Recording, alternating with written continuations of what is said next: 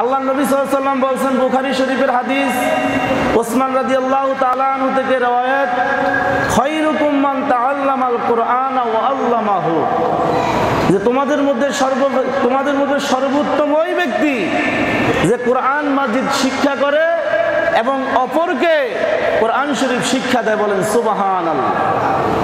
এই জন্য কোরআন শরীফ শিক্ষা গ্রহণ করতে হবে। এটা শিক্ষা করা কি ফরজ। কোরআন শিক্ষা করা কি ফরজ। আপনি যখন পবিত্র কোরআন শরীফ শিক্ষা গ্রহণ করবেন, আপনার ভিতরে যদি কোরআনের নূর চলে আসে, কোরআনের শিক্ষা, আল ইলমু নূরুন, ইলমটা হইল নূর। এই নূর যখন আপনার সিনায় কলবে আসবে, তখন আর আপনি কোনোদিন ওই যে নেশা জাতীয় বস্তু, ইয়াবা, ফেন্সিডেল, হিরোইন, মদ, গাঁজা, আরফিন, এগুলা কখনো আপনি ভক্ষণ করবেন না। আজকে এই নাস্তিকরা তারা দেখতেছেন, সকালবেলা হলে এই দেশের মসজিদ থেকে পবিত্র কোরআনের বাণীগুলা, তেলাওয়াতগুলা মসজিদ থেকে বের হয়ে অত্র অঞ্চলে বাতাসের সঙ্গে পবিত্র কোরআনের বাণী তেলাওয়াত ছড়িয়ে যাইতেছে। বলেন সুবহানাল্লাহ। এই জন্য তারা, যাতে ছেলেরা, শিশুরা, কচিকাচাই সন্তানেরা যেন এই কোরআন শরীফ শিক্ষা না করতে পারে, এই জন্য যখন কোরআন শিখবে তখনই ওই সময় তারা ইংলিশ মিডিয়াম খুলে রেখেছেন। কি শিখে খুলে রেখেছেন? ইংলিশ মিডিয়াম খুলে রেখেছেন।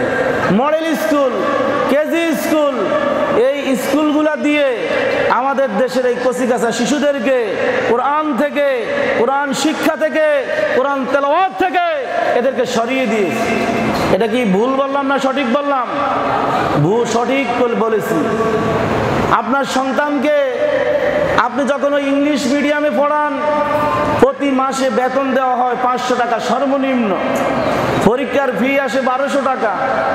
ওই সকালবেলায় কোরআন শিক্ষা বাদ দিয়ে সেখানে কোচিং করতে যায়, সেই কোচিংয়ের বিল দেন 1000 টাকা, সব মিলিয়ে 2800-3000 টাকা এই ছোট্ট শিশুটায় প্রতি মাসে তাকে দিতে হয়। আর এই যে ঐশী বাণী পবিত্র কোরআন শরীফ, এটা শিক্ষা করতে হবে, এটা শিক্ষা করা ফরজ। রমজান ছাড়া যদি একটা অক্ষর তেলাওয়াত করে, তাহলে তার আমলনামায় 10টা নেকি দেওয়া হবে। বলেন সুবহানাল্লাহ। আর যদি রমজানে তেলাওয়াত করে, আল্লাহ রাসূল বলছেন, একটা হরফ যদি রমজানে তেলাওয়াত করে, তাহলে 1কে 700 বাড়িয়ে দিয়ে একটা অক্ষর তেলাওয়াত করার কারণে তার আমলনামায় 700 নেকি দেওয়া হয়। বলেন সুবহানাল্লাহ। আপনি কয় টাকা খরচ করেছেন? আপনি যখন ইন্তেকাল করবেন, আপনি যখন কবরে যাবেন, আপনাকে কি প্রশ্ন করবে? What your name? আপনার নাম কি? এটা জিজ্ঞেস করবে ইংরেজিতে? এটা জিজ্ঞেস করবে না। আপনাকে কবরে রাখার সাথে সাথেই প্রশ্ন করবে, মান রব্বুকা, তোমার রবকে। বলেন সুবহানাল্লাহ। আরবিতে না ইংরেজিতে? ইংরেজি শিক্ষা করেন, কোনো সমস্যা নাই, কিন্তু ইংরেজ হয়েন না। ইংরেজ হওয়া যাবে না, কিন্তু ইংরেজি শিক্ষা করেন, জায়েজ আছে। আজকে আমাদের এই ছোট্ট শিশুদের এই অন্তরের মধ্যে কোরআন না থাকার কারণে এই শিশুরা যখন কোরআন শরীফ না পড়ে ইংরেজি শিখে, এরাই সমাজের মধ্যে কমিশনার হয়, এরাই সমাজের জজ হয়, এরাই ব্যারিস্টার হয়, এরা এসি হয়, এরা এসআই হয়। কিন্তু হইলে কি লাভ হবে? এদের কোরআনে তো, এদের বুকে তো, সিনায় তো পবিত্র কোরআন শরীফ নাই, কোরআনের আমল নাই, কোরআনের তেলাওয়াত নাই।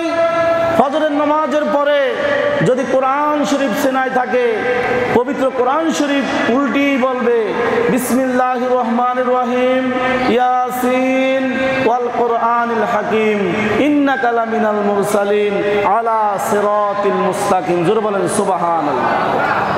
মাগরিবের নামাজের পরে, সালাতের পরে সূরা ওয়াকিয়া তেলাওয়াত করবে, ইযা ওয়াকাআতিল ওয়াকিয়া লাইসা লিওয়াকাআতিহা কাযিবা খাফিজাতুর রাফিআ ইযা রুজ্জাতিল আরদু রাজ্জা। বলেন সুবহানাল্লাহ। সূরা মুলক তেলাওয়াত করবে, শুক্রবারে সূরা ওয়াকিয়া, সূরা কাহাফ তেলাওয়াত করবে।